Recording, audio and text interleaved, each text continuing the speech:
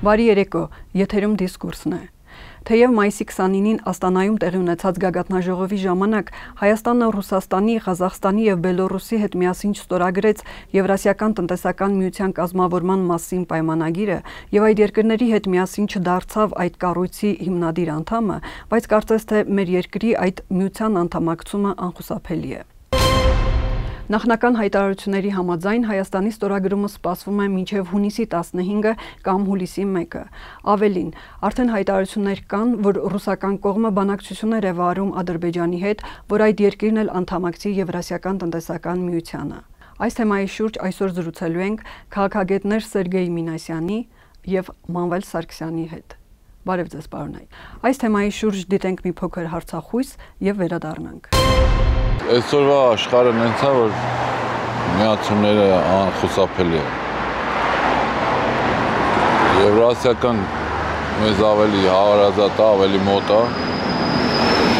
Եվրոմիություն որ ընդունեին կգնայինք, բայց ընդեղը չեն ընդունում։ Երկու մեծ ուժերի մեջտեղ բռնված ենք եւ ճիշտ թեպի որ կողմը պետք է լավ հարաբերություններ ունենանք երկու կողմերին։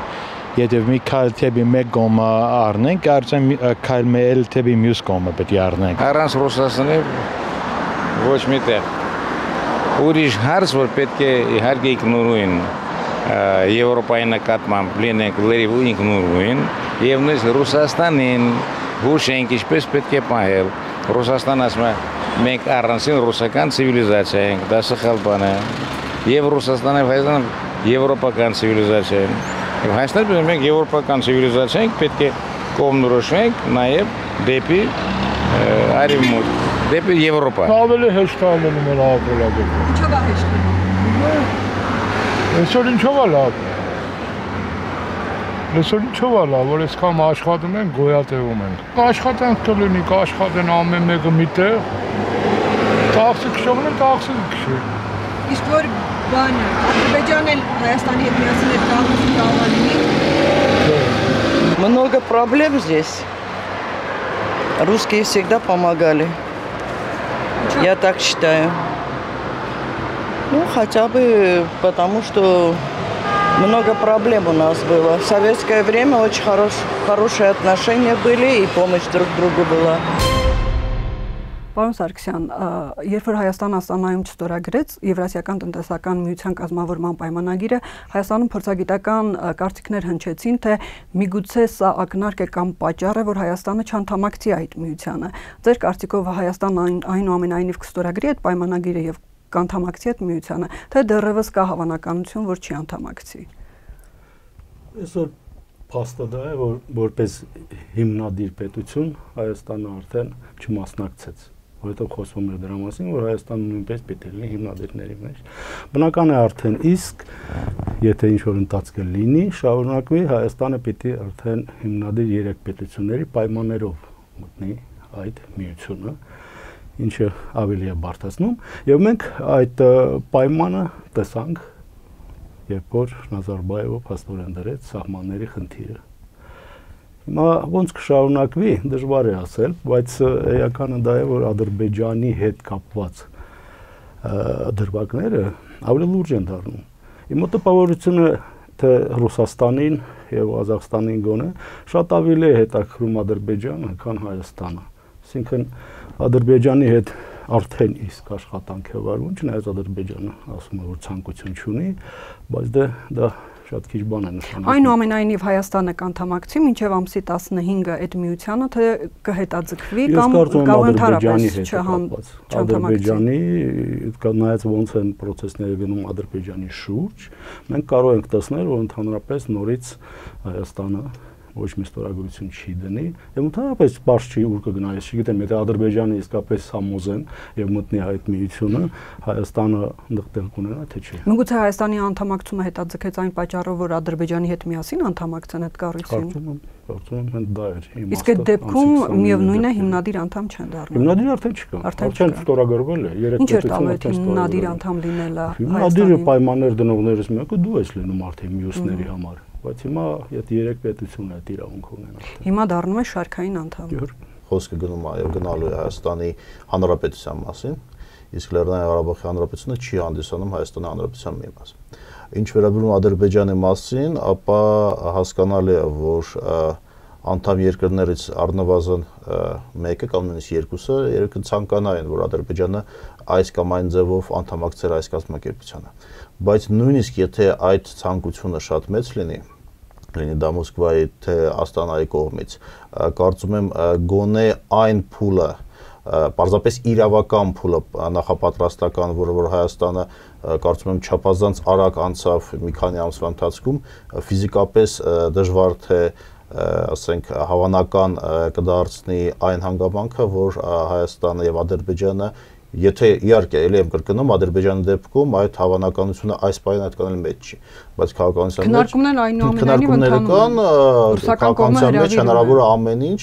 եթե լինեն ինչ որ մի զարգացում, բայց այ կոնկրետ այս պահին ես դա ասենք աջենդայի մեջ չի գտնվում։ Այսինքն Հայաստանը ավելի շուտ կանդամակցի այդ միությանը, քան Ադրբեջանը։ Կոնկրետ այս պահին եւ Հայաստանի անցած ասենք այդ իրավական ուղին եւ նաեւ այն համաձայնությունները եւ այն ընթացքը, որով կա, տալիս են հնարավորություն խոսելու, որ միգուցե այս ամռան ընթացքում դա տեղի ունենա։ Եթե իհարկե ինչ որ նոր զարգացումներ մենք չտեսնենք, լինի դա տարածաշրջանային համատեքստում, տարածաշրջանից ավելի լայն, ասենք ուկրաինական ճգնաժամի համատեքստում կամ շարունակվեն այն գլխավոր խնդիրները, որոնք որ ժամանակին նաեւ հետաձգեցին ընդհանրապես այս ստորագրումը, այն է Աստանայի եւ Մինսկի շարունակվող պայքարը Մոսկվայի հետ, այս նոր կառույցում ավելի արտոնյալ եւ ավելի լավ պայմաններ ստանալ, որտեղ Հայաստանի անդամակցության, իսկ հետագայում նաեւ Կырգызստանի կամ որևէ այլ երկրի անդամակցության հարցը հանդիսանում է լծակներից մեկը, որը որ օգտագործում են Մինսկը եւ Աստանան Մոսկվայի դեպքում։ Իսկ Հայաստանի եւ Ղարաբաղի համար ինչ նշանակություն կունենա, երբ որ Ադրբեջանը Հայաստանի հետ միասին հայտնվի այդ կառույցի մեջ։ Դրանից լավ բան սպասել թե ոչ։ Դա կառույցը ինքը շատ անհասկանալի է։ Ճիշտ է շատ են փորձում խոսել, որ դա ասենք Եվրոմիության պես մի կառույց կլինի, որտեղ հստակ ստանդարտներ կլինեն, սկզբունքներ կլինեն, բայց արդեն իսկ եղած փաստաթղթերը ցույց են տալիս, որ դա շատ ամուր երևույթ է եւ ընդհանրապես པարզ չի ոնց կզարգանա, կլինի թե ոչ։ Եվ նման կառույցում արդեն իսկ փորձել գնահատել ոնց կարող են աշխատել Ադրբեջանը եւ Հայաստանը բավականին դժվար է։ Եվ հիմա մենք արդեն տեսնում ենք, որ ավելի շատ բոլորին հետաքրում են նախապայմանները։ Այդ նախապայմաններն են դառնում ինչ որ սկզբունքներ։ Ինչու՞ պիտի Հայաստանի դնեն նախապայման։ Հայաստանը Ռուսաստանին կամ ընդ որում Հայաստանի նախապայմանները առաջ քաշում մի երկիր, որը առայժմ չի հավակնում անդամ լինել այդ կառույցի եւ Հայաստանի հետ միասին ԱՊՀ-ի անդամ է։ Պասպորեն, գիտեք, ոնց են մի հատ քրեական շրջանակում հարաբերություններ են բարձում, այսինքն չգիտես ինչու նման պայման է դրվում։ Վաղ ուրիշ պայմաններ են դնելու։ Ադրբեջանը եթե համոզեն մտնի, ուրեմն Ադրբեջանը 20 պայման էլ չէ պիտի դնի։ Հիմա ամբողջ խնդիրը դա է, դուք այդ պայմանները ընդունում եք եւ այդ պայմաններով մտնում եք, թե ոչ։ Եթե Հայաստանը պայմաններ դնի, իհարկե։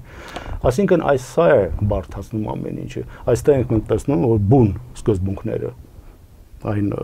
ամեն ինչի ինչ որ փորձում են օրինականացնել։ Մի կողմ է մնում, այլ ի հայտ են գալիս լրիվ ուրիշ ստվերային ինչ որ պայմաններ։ Ինչ պետք է անի այս դեպքում Հայաստանը, անդամակցողը Հայաստանը տվյալ դեպքում։ Հայաստանը արդեն իսկ ես կարծում եմ ճիշտ չի գործել, որովհետև պայմանները ընդհանրապես պիտի չընդունվեին ի սկզբանե։ Որ պայմանները։ Առաջին իսկ պայմանը, որը Նազարբայևը դրել է, դրանով պետք է ջոկոն փակվեր։ Հայաստանի սահմանների հետ կապված պայմաններ։ Կարևոր չէ, կոնկրետ պայմանը չէ, դե որ ընդհանրապես որևէ պայմաններ չեն կարող լինել, ամեն պայման գրած է փաստաթղթի մեջ։ Բայց արդեն դա կարծես թե իրականություն դարձավ, որովհետև էական չի Սերժ Սարգսյանը խոսեց թե ոչ, նա եկավ այստեղ այդ պայմանի վերաբերյալ խոսեց եւ ընդունեց։ Ասեց ով ասել որ մեր Ղարաբաղով ենք մտնում։ Պարոն Սարգսյան, որևէ մեկը կասկածում էր, որ Հայաստանը ՄԱԿ-ի կողմից ընդունված սահմաններով չի գնալու Եվրասիական տնտեսական միությանը։ Սա շատ ավելի մեծ երևույթ է, սա շատ ավելի մեծ երևույթ է, քան այդ կոնկրետ խնդիրները։ Բոլորն էլ ամեն ինչ գիտեն, որ Ռուսաստանն էլ ուրիշ սահմաններ ունի, քան ՄԱԿ-ի։ Սա չէր, խնդիրը հենց նա էր, Հայաստանին դեմ տալ, դուք ընդունում եք պայմաններով մուտք, թե ոչ, եւ Հայաստանը ասաց այո, եւ ես կարծում եմ հիմա նոր են հասկանում Հայաստանում ինչ են արել, հիմա նոր արդեն սկսել են ուրիշ ձևով խոսել, ես կողմ խոսել, պայմաններով ոնց կարելի է մտնել միտեղ, որտեղ միջազգային պայմանագիր է։ Փաստորեն Հայաստանը դեռ չանդամակցած այդ կառույցում հայտնվում է վատ վիճակում, պարոն Մինասյան։ Համաձայն եք այդ տեսակետի հետ, պարոն Սարգսյանի։ Այն երևիճակը, որ Հայաստանը գտնում, այս պահի երևի թե չարքից փոքրագույն է, որովհետև որոշումը անդամակցելու այս կառույցին եւ պարոն Սարգսյանը ճիշտ ասեց, անհասկանալի, հասկանալի թե ում ցանկությամբ եւ ինչ մոտեցումներով է դա տեղի ունենում, բայց այն որոշումը, որ ընդունվել էր սեպտեմբերի 3-ին, դա որոշում էր չարքից փոքրագույնի վատի եւ ամենավատի միջև ընտրությունը։ Մենք ընտրել ենք վատ տարբերակը, որովհետեւ ամենավատը նույնիսկ երբ թե սեպտեմբերին մենք չենք պատկերացնում, թե ամենավատը ինչ ձևով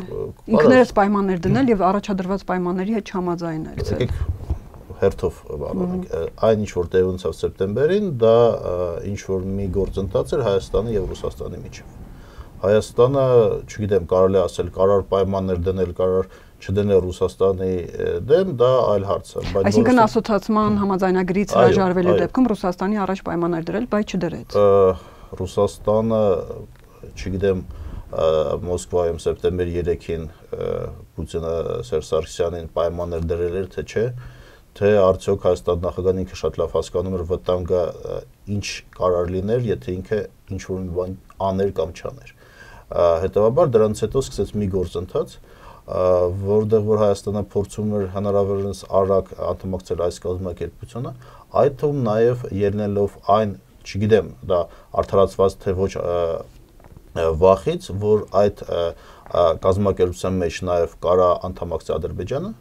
եւ Հայաստանը, եթե ավելի արագ անդամակցի այս կազմակերպությունը, ապա միգուցե ի վիճակի լինի իսկապես հիմնադիր երկիր լինելով այդ պայմանները դնել։ Սկզբանե Հայաստանը ուներ հիմնադիր երկիր լինելու սեպտեմբերի 3-ի այդ հայտարարության մեջ դա հստակ նշված էր։ Ինչի՞ չդարձավ Հայաստանը հիմնադիր անդամ։ Ամենակարևորը այն է, որ Հայաստանը ուշացումով փորձում էր անդամակցել մի գործընթացին, որտեղ որ այդ 3 անդամ երկրները լուրջ խնդիրներ ունեն իրենց մեջ։ Եվ էլի ես կրկնում եմ, բայց կարծում եմ դա կարևոր հանգամանք է, քանի որ Ղազախստանը եւ Բելարուսը ունեն սեփական շահեր եւ ասենք մոտեցումներ, Հայաստանի հարցը դա լծակ էր, որը օգտագործում են Ռուսաստանի համար, որովհետեւ տեխնիկական առումով ես չեմ կարծում, որ Հայաստանը պատրաստ չէր դեկտեմբերին Մաքսային միությանը կամ Գարդան սկզբին կամ նույնիսկ մայիսին, երբ արդեն խոսք գնում ոչ թե Մաքսային միության, այլ Եվրասիական միության։ Ինչ որ գիտեք, այս պահին խոսքը գնում է, որ Հայաստանը կարելի ասել թռնելով Մաքսային միության այդ աստիճանը կանդամակցի Եվրասիական միությանը։ Գլխավոր մոտեցումը կարելի է տարբեր ձևով գնահատել, ճիշտ է դա թե սխալ է, Հայաստանի, ասենք, իշխանությունների կարծիքով, ինչքան որ ես հասկանում եմ, դա փորձել անդամակցել հնարավորինս արագ, որ խնդիրներ չլինի,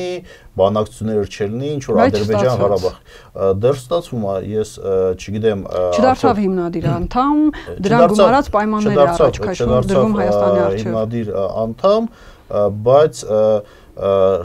այդ նույն այդ Աստանայի դեպքում, քանի որ նպատակն ավելի արագ մտնել։ Եվ քանի որ իրականում Նազարբաևի այդ խոսքերում, բացի ռիտորիկայից, ես իրականում վտանգավոր ոչ մի բան չեմ տեսնում։ Ես ինձ համար իդեպ հասկանալի չի Հայաստանի հասարակության այդ ռեակցիան, բայց ավելի շատ ինձ հասկանալի չի Հայաստանի Հանրապետության նախագահի արձագանքը դրան, որովհետև այն իր հայտնի ելույթում Աստանայից հետո երբ ինքը փորձում է արդարանալ հասարակական, չգիտեմ, Facebook-յան այդ արձագանքին, ամեն ինչ տրամաբանական էր։ Ես կարծում եմ, որ ոչ ոքի համար խնդիր չի, որ բոլորն հասկանում որ խոսքը գնում է Հայաստանի Հանրապետության, այլ ոչ թե Լեռնային Ղարաբաղի Հանրապետության մասին, որովհետև հակառակ դեպքում ամեն ինչը, որով մենք եւ մեր ռազմավարությունը եւ մոտեցումները կապված Արցախյան հարցում պիտի կողքի դրվի։ Եթե Լեռնային Ղարաբաղը հանդիսանում Հայաստանի Հանրապետության մաս, ապա այդ դեպքում ովքեր են այս պայն Բակո Սահակյանը եւ նախորդ Լեռնային Ղարաբաղի Հանրապետության նախագահն ասել դեպքում Հայաստանի ինքը ասեց ամեն ինչ բացի մի նախադասությունից, որը որ ինձ համար չափազանց վտանգավոր է եւ որը որ խոսում է նրա մասին, որ այդ էմոցիոնալ կամ այդ նյարդային իրավիճակը նաեւ անդրադառնում է նաեւ բարձրագույն ղեկավարության վրա, այն որ դա հաճելի չէր։ Քաղաքականության մեջ հաճելի չկա, կա քաղաքական նպատակարարություն։ Քաղաքական նպատակարարության հարցը այն է, որ Հայաստանը հնարավորինս, եթե հնարավոր է արագ անդամակցի եւ Նազարբաևի այդ խոսքերի մեջ ես որևէ նոր բան չտեսա։ Իհարկե, ես նաեւ հասկանում ինչի այնքը դա ասել, Ադրբեջանը եւ Ղազախստանը ունեն բազմաթիվ ընդհանուր շահեր թուրքական այդ սոլիդարությունից սկսած եւ Ռուսաստանի հետ կապված եւ բնականաբար նաեւ չմոռանանք, որ այդ սուբյեկտիվիզմը Ղազախստանի կողմից միշտ կար, միշտ էլ լինելու է, դա եղել է եւ հապկի շրջանակներում, ինչպես նաեւ Ղրղստանի դեպքում դա կլիներ, բայց իրավական առումով որևէ խնդիր չկար։ Բայց արձագանքը Հայաստանում մի քիչ համարժեք չէր։ Արդյունքում մենք ունենք, որ ոչ մի բան դեռ չի փոխվել, բայց Հայաստանում մի մասը հասարակության, որը որ դեմ է ընդհանրապես այդ գաղափարին, որ Հայաստանը պիտի անդամակցի Եվրասիական միության, միգուցե կասեի, որ ինչ որ ոչ արդարացված հույսեր ստացավ, որոնք որ ցավոք սրտի նրանց համար կամ ցավոք սրտի Հայաստանի համար արդարացված չեն, որովհետև այն գործընթացը, որի հույսը մենք ունենք սեպտեմբերին, փակվեց սեպտեմբերին։ Պարոն Սարգսյան, եթե Ալիևը նամակ է գրում Ղազախստանի նախագահին եւ եթե Ղազախստանի նախագահ Նազարբաևը այդ նամակը ընթերցում է, որ Հայաստանը պետք է այդ կառույցին անդամակցի առանց Ղարաբաղի, սա չի նշանակում, որ բավականին լուրջ շրջանակներում ընկալում է եղել, որ Ղարաբաղը Հայաստանի ինչ որ կերպ Հայաստանի մասն է։ Միգուցե մտավախություն կար, որ Ղարաբաղի հետ միասին կանդամակցի կամ եթե Ղարաբաղի հետ միասին չի անդամակցի, այդ դեպքում Ղարաբաղը կդիտարկվի, եթե ոչ դե յուրե, ապա դե ֆակտո կդիտարկվի Հայաստանի հետ միասին։ Ամեն ինչի մեջ լավն է, ինչ կարողանում ես օգտագործել։ Սա process է։ Այս process-ի մեջ ակտուալ դարձավ Ղարաբաղի տարածքի խնդիրը։ Լրիվ նոր ինչ որ ձևով։ Սա ինքնին շատ էական հանգամանք է։ Հիմա Ռուսաստանը ունի նմանատիպ խնդիրներ։ Ղրիմի հետ կապված։ Իհարկե չեն շոշափում։ Բայց ինչ է կատարվում, այսինքն ո՞րն է կոնտեքստը, որտեղ պետք է նայել այս Ղարաբաղյան տարածքի վերաբերյալ վեճը։ Ընդհանրապես հետխորհրդային տարածքում արդեն իսկ շոշափելի է։ Ձևավորվում են կարևոր գնահատականներ, այսինքն ինչքանով են օրինական եւ արդար հետխորհրդային սահմանները եւ հետխորհրդային պետությունները։ Կան պետություններ, որոնք գտնում են, որ արդար չեն եւ օրինական չեն։ Կոնկրետ Հայաստանը ի սկզբանե ասում էր, որ դա արդար չէ։ Ղարաբաղի հետ կապված Հիմա Ռուսաստանի նախագահը ամբողջ աշխարհով մեկ է ասում, կապված Ուկրաինայի հետ, կապված Վրաստանի հետ, ուրիշ տարածքների հետ, որ արդար չեն այդ սահմանները։ Նրանք ձևավորվել են, չգիտեմ ոնց, դասնուք ինչ էական, այսինքն վեճ է գնում հետխորհրդային տարածքի շուրջ, օրինականության շուրջ։ Եվ այստեղ բնական է, որ մի օր այդ վեճը, կոնկրետ ինչ որ մի դրվածքում, ասեք Եվրասիական տնտեսական միավորումը ձևակերպելու ժամանակ ակտուալ դարձավ ի վերջո, բա ուր է Ղարաբաղը, որտեղ պիտի լինի դա։ Մեզ համար էլ է շատ էական, եթե տարածք է հստակ եւ դա նշանակություն ունի ձեզ համար, ուրեմն պետք է փորձել հստակեցնել այս խնդիրը։ Միգուցե Ալիևն ու Նազարբաևը չգիտակցելով այդ հարցը բարձրացնել են եւ Ղարաբաղի համար դա այդքան էլ վատ իրավիճակ չի։ Շատ էական է այստեղ, մենք հասկանանք, որ այո, Հայաստանը կարող է ասի, գիտեք, դա իմ տարածքը չէ, բայց եթե քո տարածքը չէ, ում տարածք է։ Հայաստանը իրավունք ունի, չէ՞, Ղազախստանին էլ, Ռուսաստանին էլ ասի, սա ում տարածք է։ Հայաստանն արդեն ասել է, Հայաստանի նախագահը հայտարարել է, որ Ղարաբաղն անկախ պետություն, Հայաստանի մասը չի անկախ պետություն։ Հայաստանի մասը չէ։ Հայաստանի մասը չի։ Այո, Հայաստանի մասը չի։ Տարբեր բաներ է։ Չէ՞ որ քո մասը չէ ըստ համադրության, բայց քո մասն է որպես տնտեսական տարածք։ Սա փաստ է, ռազմաքաղաքական, ռազմավարական տարածք։ Պարզ ու հստակ դու կապ ունես այդ տարածքի հետ, մի շարք շատ էական պրոբլեմ։ Երբ որ արդեն անդամակցի Եվրասիական տնտեսական միությանը Հայաստանը, Ղարաբաղը ամեն դեպքում մնում է իր տեղում, Հայաստանի մաս չի դե յուրե, բայց դե ֆակտո Հայաստանի տնտեսական տարածքի հետ նույն միության մեջ, նույն մասն է կազմում։ Ինչ որ հեռանկարներ այդ առումով կարող են բացվել Ղարաբաղի համար։ Նպատակը հենց այն է, որ փորձել անդամակցել ինչքան հնարավոր է արագ այս կազմակերպությանը, դա ոչ մի բան դա չի նշանակում, որ այդ կազմակերպությունը կարա ինչ որ երկարաժամկետ բախտավոր ապագա ունենա։ Չէ, ինչպես նաև որոշումը անդամակցելու ընդունված էր Ղարաբաղի համար կամ Ղարաբաղի վտանգները այս կամ այլ ձևով ասենք նվազեցնելու առումով այս պահին Հայաստանի համար կարճաժամկետ ապագայում նպատակը ինչքան հնարավոր է արագ անդամակցել։ Հետագայում նույն ձեր ասած ասենք սցենարները, եթե Ադրբեջանի անդամակցության հարցը դրվի, կարելի արդեն այլ ձևով, կարելի ասել կազմակերպության ներսից նաև պայմաններ դնել եւ այդ առումով հենց որ Հայաստանը անդամակցի այս կազմակերպությունը իրականում փաստացի կունենա նույն կարգավիճակը, գոնե իրավական առումով երևի թե քան որոշումներ ընդունելու առումով, քան մնացած կազմակերպություն։ Համենայն դեպս որևէ այլ ինչ որ սկզբունք ես դեռ չեմ տեսել այդ փաստաթղթերում։ Դրանից հետո կարելի է պայմաններ դնել, եթե Ադրբեջանի մասին խոսք գնի, կամ կարելի է ավելի հստակություն դնել նաև Լեռնային Ղարաբաղի որպես եւ քաղաքական եւ տնտեսական սուբյեկտ այս շրջանակներում։ Բայց դրա հետ մեկտեղ նաև անձեր ասած հանգամանք, որ մյուսների կողմից դա ընդունվում է որպես Հայաստանի մաս, այո, Հայաստանի մաս ավելի լայն շրջանակներում, ոչ թե Հայաստանի Հանրապետության մաս, այլ Հայաստանի մաս, որտեղ ինչ ձևով էլ այս ասենք Հայաստանի անդամակցության սահմանների մաքսային կետերի հարցը չլուծվի, բոլորն հասկանալու որ այդպես կոչված դե յուրե դե ֆակտո սկզբունքը գործել է, որտեղ հակառակ դեպքում կորցնում է իմաստը ընդհանրապես ամբողջ այդ գործընթացը Հայաստանի համար, որտեղ Հայաստանը անդամակցում այս կազմակերպության մեջ, մտածելով, որ այդ արդյունքում ռազմական, ռազմաքաղաքական եւ տնտեսական առումով ավելի նպաստավոր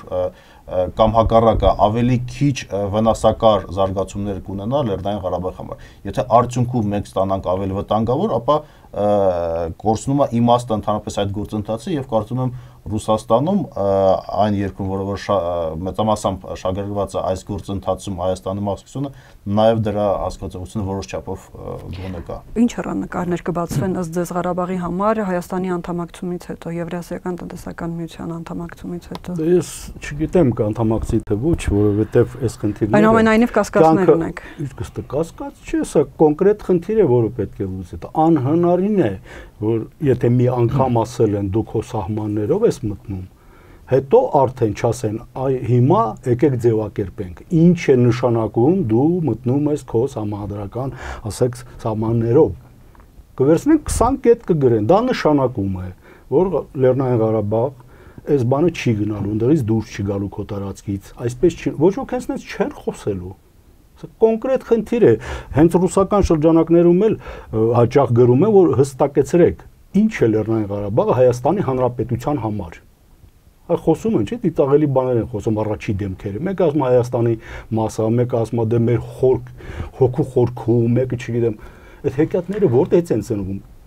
Ինչ է նշանակում Լեռնային Ղարաբաղը։ Անկախ պետություն է, սեփական պրոտեկտորատ է։ Սա կատակ բան չէ, մարդկանց թվում է թե հենց նենց ասել են ու անցել առաջ։ Ադրբեջանն է, չէ՞, պահանջում։ Հիմա գնացել են Ադրբեջան, խոսում են հետը։ Նա էլ ասել է շատ լավ, ես մտնում եմ ձեր նոր կազմակերպության մեջ, այնտեղ Հայաստանն էլ կա։ Ես ուզում եմ հստակ իմանամ, այն տարածքը, որը իմն է, ըստ իրեն, Լեռնային Ղարաբաղը, ինչ կարգավիճակում է լինելու, երբ որ ես էլ Հայաստանն էլ մտնեք այնտեղ։ Եվ նրանք ասելու են Բաքուն պատրաստ եք ձեր առաջարկները։ Հենց Ադրբեջան բառը մեջտեղ մտավ, արդեն Լեռնային Ղարաբաղի խնդիրը մտնում է մեջտեղ։ Բանա չէ, գրած է, կողմերը հարգում են, սուվերենությունը, տարածքային ամբողջականությունը։ Իսկ Ադրբեջանին հետաքրքիր է կամ ինքը շահագրգիռ անդամակցել Եվրասիական տնտեսական միությանը։ Հայտարարություն եղավ Ադրբեջանում Ամերիկայի դեսպանի կողմից, որ Ադրբեջանը կարող է դառնալ Եվրոպայի գազի գլխավոր մատակարարը։ Նման հեռանկարի դեպքում միգուցե Ադրբեջանը ոչ էլ կցանկանա Եվրասիական տնտեսական միությանը անդամակցել։ Դա կախված է արդեն ուրիշներ, ոնց է Ռուսաստանը դրան նայում։ Ես կարծում եմ Ռուսաստանի համար Ադրբեջանի մասնակցությունը այդ միավորման մեջ 10-նապատիկ ավելի կարևոր է, քան Հայաստանը։ Հայաստանը ընդամենը որպես ազդելու լծակ է։ Ադրբեջանի խնդիրն է կենտրոնում։ Եվ դա այդպես չէ, որ Ադրբեջանին հիմա առաջարկել են, ասել են տրամաբանական է։ Այդ ինչ բառ է։ Տրամաբանական կլինի, որ Ադրբեջանը մտնի, ինչու տրամաբանական կլինի։ Որովհետև կասեն, այս զենքերը հոձես հենց նես չենք տալիս։ Դուք վերցրել եք, չէ։ Մտեք։ Այսինքն Ադրբեջանն էլ Հայաստանը նման այլընտրանք չունի, եթե Ռուսաստանն է դա ցանկանում։ Անկամ ես ձեզ ասեմ, որ այդ հուլիսի 1-ը իզուր չի լինել։ Այդ հուլիսի 1-ը Ադրբեջանի համար է դրած, ոչ թե Հայաստանի։ Հայաստանը ինքը առաջարկեց, մենք ուզում ենք 11-ին, արհամարեցին, ասեն հուլիսի 1-ին։ Այդ հուլիսի 1-ը հենց նենց չի։ Եվ Ադրբեջանը իսկապես պիտի հիմա հազար անգամ մտածի ինչ անի։ Եվ իզուր չի, որ ամերիկացիները բան ասել են, դուք ապագա ունեք, այս կդառնաք։ Այսինքն մի գնացեք, բայց ո՞նց չգնաս։ Եթե Հայաստանը հիմա մտածում է, որ ինքը անդամակցելու է Եվրասիական տնտեսական միությանը, Ադրբեջանն այդ առումով կանգնած է մեծ երկընտրանքի առաջ։ Ավելի մեծ, քան Հայաստանը։ Հայաստանին կարող է չկանչեն, ամեն անգամ գնաս, խոսեն, ասեն գնա 15 օրից կգաս։ Թուղթ էլ ցույց չտան։ Պարոն Մինասյան, ամեն դեպքում ինչ հեռանկարներ կբացվի Ղարաբաղի համար, եթե Հայաստանն անդամակցի Եվրասիական տնտեսական միությանը, անկախ նրանից Ադրբեջանի հետ թե առանց Ադրբեջանի, հսկայական շուկա է բացվում, որից կարող է օգտվել նաև Ղարաբաղը, չէ՞, թեև միջնորդավորված Հայաստանի կողմից։ Ղարաբաղյան ապրանքները հայկական անվանումով դուրս գան այդ հսկայական տարածք։ Նման հեռանկար հնարավոր է ակնկալել, սպասել։ Այդ առումով հնարավոր է, բայց նաև պիտի հասկանանք, որ Լեռնային Ղարաբաղի հեռանկարները եւ անվտանգությունը դա ոչ միայն Լեռնային Ղարաբաղի հետ է կապված, այլ դա նաև Հայաստանի Հանրապետության հետ է կապված։ Այսինքն, եթե այն ձև ոնց որ պլանավորում է կամ գոնե այն շրջանակներ, ոնց որ այս պայն Հայաստանի քաղաքական էլիտան ուզում է եւ ցանկանում է տեսնել այդ գործընթացը, եթե դա տեղի ունենա, ապա մենք կունենանք միգուցե ավելի առնվազն կարճաժամկետ եւ միջնաժամկետ շրջանակներում ավելի նպաստավոր տնտեսական զարգացումներ Հայաստանի համար, որը բնականաբար նույնպես ուղղակի ազդելու է եւ Հայաստանի եւ Լեռնային Ղարաբաղի անվտանգությանը։ Հայաստանը ինքը կունենա նման հնարավորություններ, հեռանկարներ, տնտեսական զարգացումների, որ իր հետ միասին նաեւ Ղարաբաղին տանի։ Եթե ես ճիշտ եմ հասկանում, այդ գործընթացում մոտավորապես 900 միավոր այդպես կոչված իսկ ապրանքատեսակների, եթե հակառակ դեպքում պարզապես Հայաստանի ասենք անդամակցության հարցը ոչ միայն քաղաքական, այլ տնտեսական առումով դառնում է անիմաստ։ Իրականում Ռուսաստանի համար ինչքան էլ Վրաստանը կամ Ադրբեջանը ռազմավարական նշանակություն ունենան, Հայաստանը ավելի ռազմավարական նշանակություն ունի մի պարզ պատճառով, որովհետև Հայաստանն դա այն կապող երկիրը, որի միջոցով Ռուսաստանը կարա եւ Ադրբեջանի եւ նաեւ որոշ զարգացումների դեպքում նաեւ Վրաստանի վրա ազդել։ Եթե Ռուսաստանը կորցնում է Հայաստանը, երկրորդ օրինքը նաեւ կկորցնի Ադրբեջանը։ Դուք ունեք որևէ ակնկալիք, որ Հայաստանի անդամակցության դեպքում Լեռնային Ղարաբաղին տնտեսապես ինչ որ